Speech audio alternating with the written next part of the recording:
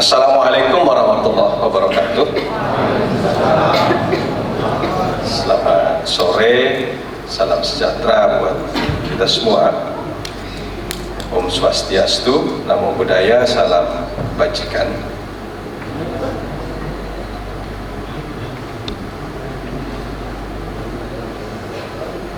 Yang saya hormati Ketua Bawaslu Provinsi Nusa Tenggara Barat Pak Pratip SDMT, Koordinator Divisi Hukum Sengketa Pak Suhadi SH MH, Pak Kabak Pak Pawan MH, ada dari unsur Pemda ya, dari Pemda, Misbangpol dan Kominfo, ketua, anggota Panwaslu Kecamatan terundang se-NTB, teman-teman staf dan juga rekan-rekan dari bagian pemilu, dari media yang juga saya hormati, saya banggakan. Nah, kesempatan ini teman-teman sekalian, sengaja diundang di paruh akhir kegiatan pelaksanaan pilkada se-Indonesia, salah satunya kita di NTB. Jadi ini adalah bagian terpenting dari seluruh rangkaian proses itu, dalam rangka kita mempersiapkan diri menghadapi perselisihan hasil pemilihan. Ada dua hal yang sangat penting dan harus ada dua hal ini pada saat PHPU, perselisihan hasil pemilihan kepala daerah. Apa itu? Adalah persiapan dokumen dan argumen. Jadi dokumennya itu nanti kalau ditanya di Mahkamah Konstitusi harus bisa diargumenkan. Nah, sehingga itulah nanti yang membuat terang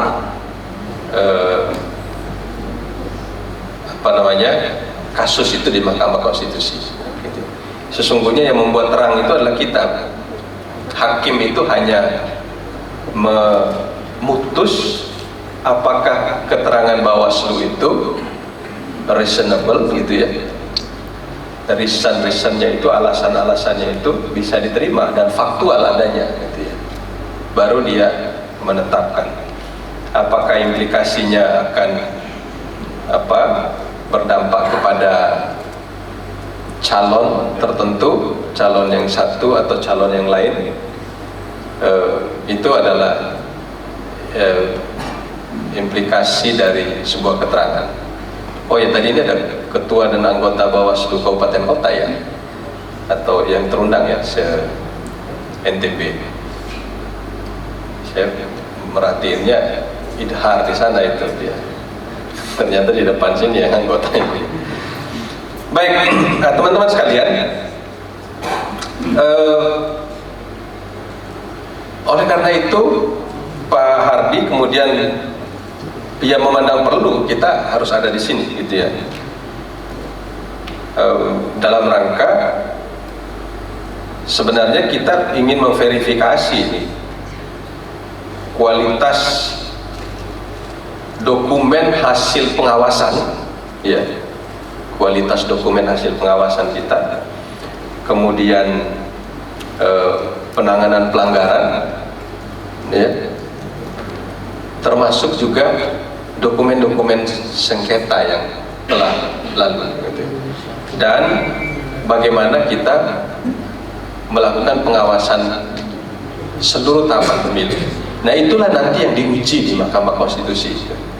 Meskipun pintu utama, pintu masuknya itu adalah persentase selisih hasil, karena besok kan persediaan hasil, ya.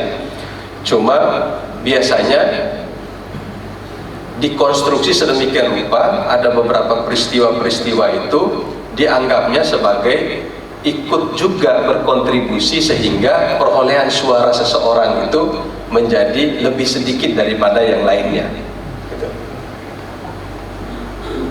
Nah, jadi sekali lagi yang perlu hari ini itu adalah, ya, kita mau uji kualitas dokumen kita, kualitas dokumen pengawasan. LHP-nya itu ada nggak LHP di semua tahapan? Apakah LHP yang ada itu memotret fakta yang terjadi di lapangan? Itu yang. Nah, karena nggak bisa, misalnya hanya ada catatan kampanye A misalnya aman terkendali, kalau itu bukan hasil pengawasan pengawas itu. Gitu ya. Hasil pengawasan pengawas itu adalah memotret seluruh peristiwa, mencatat seluruh fakta, gitu ya, dan dugaan pelanggaran diberikan penyelesaian, apakah dalam bentuk saran perbaikan atau mungkin penanganan pelanggaran segera cepat pada saat itu di situ, gitu. Dan terdokumentasi, gitu, dan terdokumentasi. Jadi gitu, teman-teman sekalian. Itu yang kita maksud kenapa hari ini kita ada di sini, gitu. Karena hanya dokumen-dokumen yang memotret fakta, hanya hasil pengawasan yang terdokumentasi ada LHP-nya, gitu ya. Hanya penanganan pelanggaran yang benar-benar dilakukan penanganan, ada hasil penanganannya, ada dokumen-dokumennya, penyelesaian sengketa dan seterusnya, seluruh tahapan yang ada di pilkada itu, itulah yang menjadi bahan kita ketika kita nanti di Mahkamah Konstitusi. Nah, terutama saya karena mengampu divisi penanganan pelanggaran, tentu saja seluruh hasil penanganan pelanggaran di kabupaten kota, di kecamatan, termasuk juga penanganan pelanggaran di tingkat TPS, itu harus sudah terdokumentasi dengan benar, gitu ya, dengan baik, gitu. Kalaupun tidak ada dokumen tertulisnya, ya mesti ada saksi yang, kalau kita memang yang kita sajikan itu dianggap sebagai fakta, gitu ya, dianggap sebagai fakta. Nah, karena apa? Kenapa dia harus terdokumentasi dengan benar? Tidak jarang juga, atau pada pilkada dan pemilu yang lalu, itu ada peristiwa yang tidak terdokumentasi, gitu ya, lalu tiba-tiba dipersoalkan di Mahkamah Konstitusi, itu kita kebingungan. Oh, ini peristiwa yang kapan, gitu ya. Akhirnya buka lagi kita, gitu ya, buka lagi. Memang benar ada penanganannya, tapi tidak terdokumentasi, gitu ya. Sehingga kita nggak punya dokumennya. Sehingga syarat kedua tadi nggak bisa kita lakukan argumennya.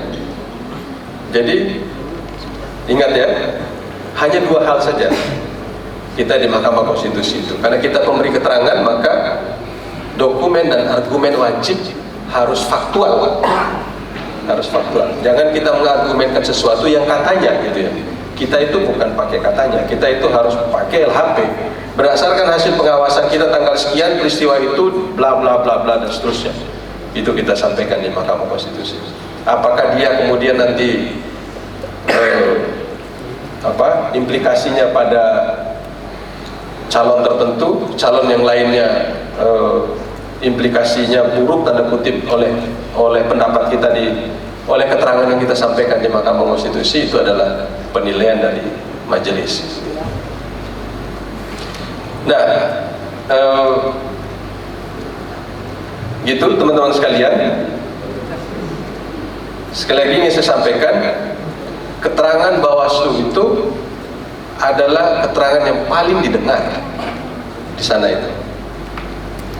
Ketika kedua belah pihak saling mengajukan fakta, gitu ya, saling mengajukan fakta, si A menyampaikan ini faktanya, si B menyampaikan pula bukan begitu faktanya, maka untuk menyatakan yang benar itu adalah hakimnya pasti bertanya kepada Bawaslu, hasil pengawasan Bawaslu seperti apa. Nah, hasil pengawasan Bawaslu nggak bisa dengan katanya, dia harus faktual. Kita tunjukkan dokumennya, dari dokumen itu kita argumenkan dia, kita kasih keterangan, gitu ya. Jadi kira-kira hari ini mungkin kita akan menghimpun data ya, kira-kira begitu. Menghimpun data, mengelola hasil pengawasan, ngecek kembali hasil penanganan pelanggaran, sengketa dan seterusnya. Tahapan kampanye, gitu. Ya, di samping juga karena nanti ada yang paling akhir lagi adalah penilaian atau audit laporan dana kampanye. Itu yang paling akhir. Itu bisa saja juga membatalkan calon itu, teman-teman sekalian. Maka kemarin saya kira kami sudah sampaikan di bagian akhir sekali dari pertemuan kita, supaya mencatat pengeluaran calon pada saat kampanye, gitu, terutama kampanye pertemuan terbatas tatap muka, itu bisa dicatat sebenarnya. Jadi berapa dia bisa ngopi, keluarkan jajan kotaan atau air mineral, itu bisa kita kalkulasi dengan harga yang wajar. Kalau dia punya dana kampanye cuma 100-200 juta misalnya, tapi setiap kali kampanye katakanlah mengeluarkan 1 juta setiap kali kampanye, itu di luar hadiah lah ya, di luar hadiah itu. Lalu tiba-tiba laporan pengeluaran, penerimaan dan penggunaan dana kampanyenya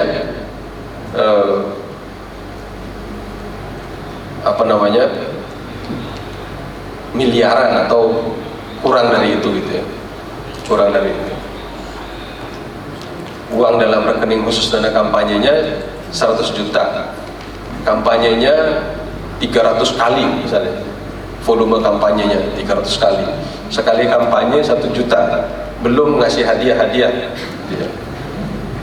Oh, itu sudah 300 juta dari hitungan perkiraan yang paling sederhana kita, gitu ya. Kalau biasanya beli kopi di luaran sana 2.500 misalnya 1 gelas, pada saat kita ngawas kampanye itu kita hanya perkirakan dia mungkin 500 atau 1.000 satu gelas, untuk menggampangkan menghitung berapa sebenarnya pengeluaran di saat itu. Saya kira kami sudah sampaikan itu terutama pada teman-teman yang mengampu sisi penanganan pelanggaran ya, termasuk di Panwaslu Kecamatan. Saya pikir itu teman-teman sekalian yang bisa saya sampaikan. Tentu saja seluruh proses akan kita kawal nanti sampai pada selesai penanganan pelanggaran selesai perselisihan hasil pemilihan di Mahkamah Konstitusi, gitu ya. Pasti didampingi, gitu ya, pasti didampingi, meskipun ini kayak kita main gaplek itu ya, main dom itu. Kalau di pilkada itu bela diri dia. Jadi kabupaten kota ya seluruh informasi yang ada di situ dia yang paling tahu kan. Begitu juga dengan peristiwa pilkada di tingkat provinsi gubernur. Terima kasih atas perhatiannya. Assalamualaikum warahmatullahi wabarakatuh.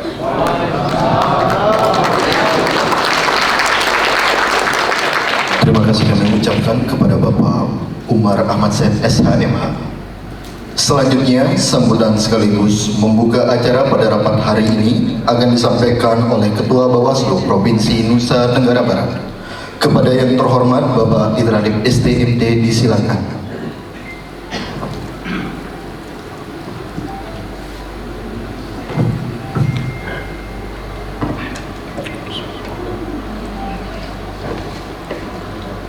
Assalamualaikum warahmatullahi wabarakatuh. Yang saya hormati sahabat saya Pak Umar, Pak Hardi, anggota Bawaslu Provinsi Nusa Tenggara Barat. Yang saya hormati Pak Kabak Hukum, Sengketa dan Penanganan Pelanggaran. Yang saya hormati sahabat-sahabat anggota Bawaslu Kabupaten Kota Divisi Hukum ya. Yang saya hormati saudara-saudara saya dari SAPE sampai yang Penan, anggota Panwascam bidang hukum ya, pencegahan dan seterusnya, beserta staf PP yang ikut hadir pada kegiatan kita sore hari ini. Pertama-tama mari kita panjatkan puji syukur kehadirat Allah Subhanahu wa taala atas berkat rahmat dan hidayahnya sehingga pada sore hari ini Tuhan mentakdirkan kita kembali untuk bertemu dalam salah satu rangkaian akhir dari perjalanan panjang, khususnya divisi hukum ya, selama tahapan pilkada serentak ini berlangsung. Kenapa saya mengatakan atau menyampaikan ini merupakan bagian akhir dari perjalanan panjang itu? Karena ya ini merupakan rakor terakhir khususnya bagi teman-teman Panwascam hukum yang bidang hukum gitu ya. Karena mungkin tanggal 12 sampai 14 itu juga kita akan undang ya, Ketua atau SDM Panwascam. Tanggal 13 sampai 15 itu akan kita undang juga teman-teman Panwascam Divisi Penanganan Pelanggaran dan Sengketa. Jadi alhamdulillah semua anggota Panwascam itu bisa kita undang ya, mengikuti atau kegiatan rapat koordinasi evaluasi masing-masing divisinya. Dan tentu saja ini yang kadang-kadang membuat BPK itu merasa iri dengan Panwascam gitu ya. Karena kemarin saya bertemu dengan teman-teman di KPU provinsi, itu BPK itu diundang ke Mataram seluruhnya itu hanya satu kali, ya kan? Ya, hanya satu kali, maksudnya diundang keseluruhan gitu loh. PPK CSDB itu diundang hanya satu kali. Itu karena mereka merasa resah, gelisah dan menyuarakan kegelisahan itu ke KPU provinsi dan akhirnya kegiatan konsolidasi itu bisa terlaksana. Nah, kalau kita Panwascam itu sudah tidak terhitung berapa kali ya teman-teman ini hadir di sini. Jadi boleh honor bulanannya berbeda, tetapi perjalanan dinas kita lebih banyak dibandingkan dengan yang lain. Jadi kalau kita akumulasi itu pasti lebih banyak take home pay yang teman-teman terima dibandingkan dengan tetangga sebelah. Makanya tetangga sebelah itu selalu melihat kita itu rumputnya tidak pernah kering, kerontak. Ya. Rumputnya itu selalu hijau berkilauan. Ya, karena seperti ini. Ya, kita diundang kumpul lagi di hotel Mataram, bagus senyum-senyum saja ya, karena akan mempersiapkan dokumen-dokumen fisik ya hasil pengawasan di lapangan. Karena satu di antara 10 kabupaten kota di NTB ini sudah sah atau sudah resmi mendaftarkan gugatan PHPU ke MK, yaitu Kota Bima, salah satu paslon di Kota Bima. 9 kabupaten kota yang lain mungkin melihat pertemuan ini sebagai pertemuan reunian. Pertemuan reunian karena kabupaten kotanya itu clear and clean dari gugatan KMK. Ya, tapi tentu saja besok di hari kedua teman-teman fasilitator yang dinahkodai oleh Taisir alumni Bawaslu RI yang tugaskan di sini, meskipun langkah-langkah tambahannya banyak sekali di sini ya. Tapi dia akan mengkoordinir seluruh laporan hasil pengawasan yang dilakukan oleh seluruh Panwascam CNTB. Jadi jangan bergembira dulu ketika 9 kabupaten kota yang lain itu tidak mengajukan paslon, tidak ada yang mengajukan PHPU, bukan berarti ke sini untuk enak-enakan atau tidur-tiduran. Tetapi kita di sini untuk menguatkan Panwascam Kota Bima dan Bawaslu Kota Bima ya, untuk siap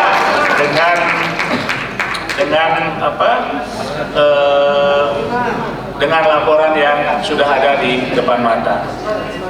Nah, saudara-saudaraku semua, sahabat-sahabatku semua, ya, saya kira pada kesempatan ini saya ingin mengucapkan apresiasi yang setinggi-tingginya kepada seluruh jajaran ya, Panwascam, Bawaslu Kabupaten Kota, Panwascam, Panwas Desa dan pengawas TPS, karena ternyata kita mampu untuk menjaga martabat kita sebagai pengawas.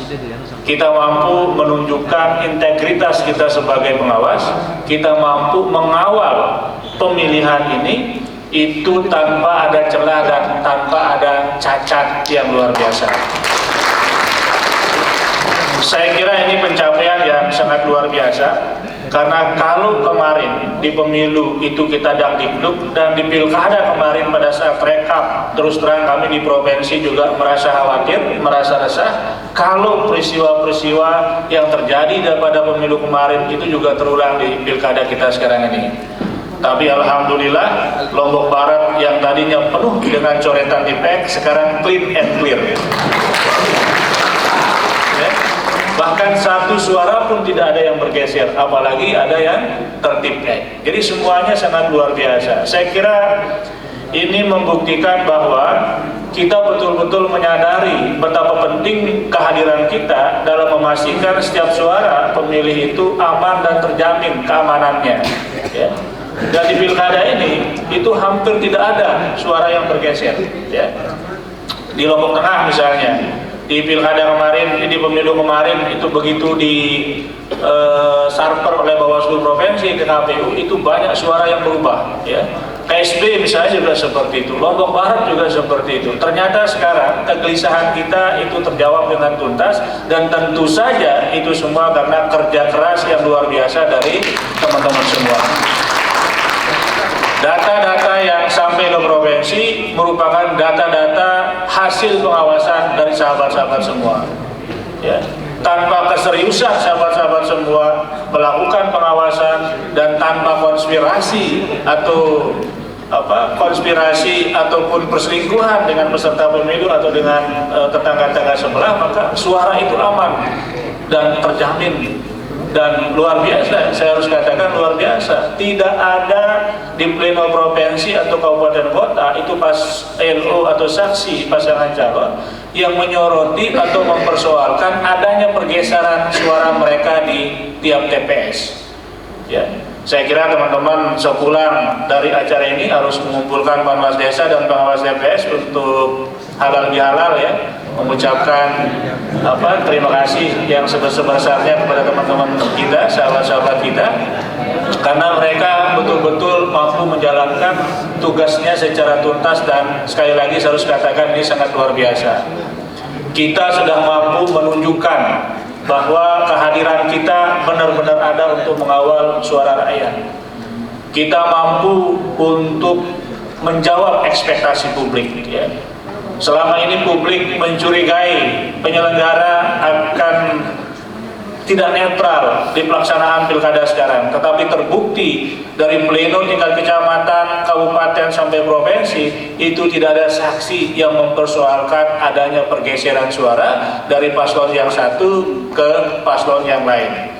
Nah, ini sebuah pencapaian yang luar biasa menurut saya. Kalaupun ada yang protes, itu lebih karena satu mungkin ada yang ketidakpahaman, ya. Atau kalaupun ada peristiwa yang terjadi pada saat pemungutan suara kemarin, itu jumlahnya tidak banyak. Yang viral itu kalau boleh kita sampaikan, mungkin hanya ada 2 TPS dari 8.500 sekian TPS yang ada. Ya enggak? Yang viral itu hanya di Sumbawa, 1 TPS di Sumbawa. Ada yang dari Sumbawa, Desa Jurang Alas, Kecamatan Alas, nah, ya, hanya 1 yang viral. Dan saya yakin bukan karena kesalahan pengawasnya, tapi karena kejelian pengawasnya sehingga praktek-praktek itu terbongkar. Ya. Jadi pengawas kita itu mampu mendeteksi ada surat suara yang tercoblos sebelum pencoblosan itu berlangsung. Saya kira itu harus dikasih hadiah itu pengawas di Jurang Alas, ya. Karena mampu, ya, karena mampu mendeteksi ada masalah yang terjadi di situ. Nah, yang kedua, masalah itu hanya lagi muncul di Lombok Tengah, ya, Kecamatan Pujut, Desa Keramat Jati, ya, itu pun hanya di 1 TPS. Nah, selebihnya itu tidak ada muncul masalah di pelaksanaan pemungutan suara kita. Saya kira ini sebuah hal yang luar biasa dan menjadi pembelajaran penting bagi kita ketika integritas penyelenggara pemilu itu bisa dipertahankan, ketika profesionalitas kita, ketika kapasitas kita itu mampu untuk melakukan sosialisasi dengan baik ke masyarakat, pencegahan bisa kita lakukan sehingga pelanggaran yang terjadi di lapangan itu bisa kita tekan, bahkan kita nihilkan. Jadi provinsi misalnya pleno hanya berjalan sangat singkat, ya.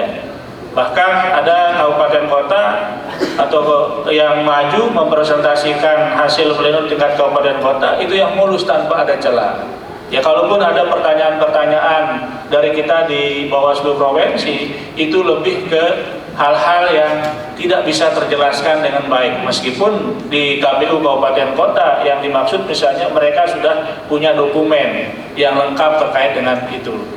Nah, saya kira yang terakhir penting saya sampaikan penekanan khusus teman-teman Panwascam Kota Bima, ya. Mulai sekarang itu untuk merapikan dokumen hasil pengawasannya dari mulai tahapan pertama sampai dengan rekapitulasi selesai. Karena kita belum baca apa yang menjadi materi gugatan dari pemohon, ya. Apakah yang dipotret itu selama masa kampanye ataukah sebelum masa kampanye itu sudah ada fakta-fakta atau peristiwa-peristiwa yang berhasil dipotret misalnya sebagai dokumen bukti mereka terkait dengan ketidaknetralitasan misalnya, ya, aparat yang lain dalam mendukung salah satu pasangan calon atau money politik misalnya seperti itu. Apakah kita sudah punya dokumen yang cukup, ya, terkait dengan potensi-potensi dugaan money politik, ya, yang mungkin itu menjadi dokumen, ya, yang dibawa oleh pemohon ke sidang MK atau seperti apa. Tetapi saya yakin teman-teman di Panwascam Kota Bima itu sudah punya laporan hasil pengawasan yang lengkap terkait dengan itu. Tinggal sekarang di cross check, ya, hari sekarang peristiwanya apa, dan tolong dilengkapi kalau misalnya ada kekurangan-kekurangan. Waktu kita ini masih cukup panjang, ya. Waktu kita ini masih cukup panjang. Bawaslu Provinsi dan Bawaslu Kota Bima belum mendapatkan undangan tertulis dari Bawaslu RI untuk menyiapkan keterangannya, ya, terkait dengan gugatan dari salah satu pasangan calon di Kota Bima. Nah, oleh karena itu keterangan yang disampaikan oleh Bawaslu Kota Bima ataupun provinsi nanti basisnya adalah hasil pengawasan yang dilakukan oleh teman-teman Panwascam, Panwas Desa dan pengawas TPS. Jadi dari sekarang tolong dicek kembali, ya, untuk teman-teman Kota Bima dokumen-dokumennya. Nah, kalau 9 kabupaten kota yang lain, saya kira di kepalanya sudah ada catatan, tapi mungkin hanya catatan di ujung aja yang ada. Mungkin selebihnya saya tidak tahu ya, ada atau tidak ya. Aman ya, alhamdulillah. Saya kira itu saja yang bisa saya sampaikan. Sekali lagi saya mengucapkan apresiasi kepada seluruh jajaran ya, Bawaslu Kabupaten Kota, Panwascam, Panwas Desa, Panwas TPS atas kerja-kerja luar biasanya sehingga pelaksanaan pilkada kita ini berjalan dengan aman, lancar dan damai dan tanpa celah. Ya, seluruh rekapitulasi mulai dari kecamatan, kabupaten sampai dengan provinsi itu berjalan dengan sangat lancar. Hampir atau bahkan tidak ada saksi pasangan calon itu yang mempersoalkan ada suaranya yang bergeser. Saya kira ini hal yang luar biasa yang sudah sahabat-sahabat semua lakukan, dan mudah-mudahan ini menjadi amal ibadah kita, amal jariah kita ya, untuk kontribusi kita dalam membangun demokrasi yang berkualitas sekarang. Kita tahu bahwa pilkada kemarin merupakan pilkada serentak pertama di negara kita, dan kita harus bersyukur menjadi bagian dari pelaku sejarah itu. Dan sebagai pelaku sejarah kita membuktikan bahwa kita mampu melaksanakan tugas-tugas itu dengan sangat baik.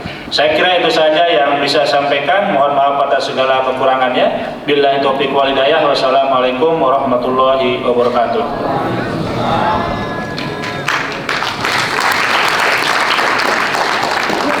Terima kasih kami ucapkan kepada Bapak Tradit STMT.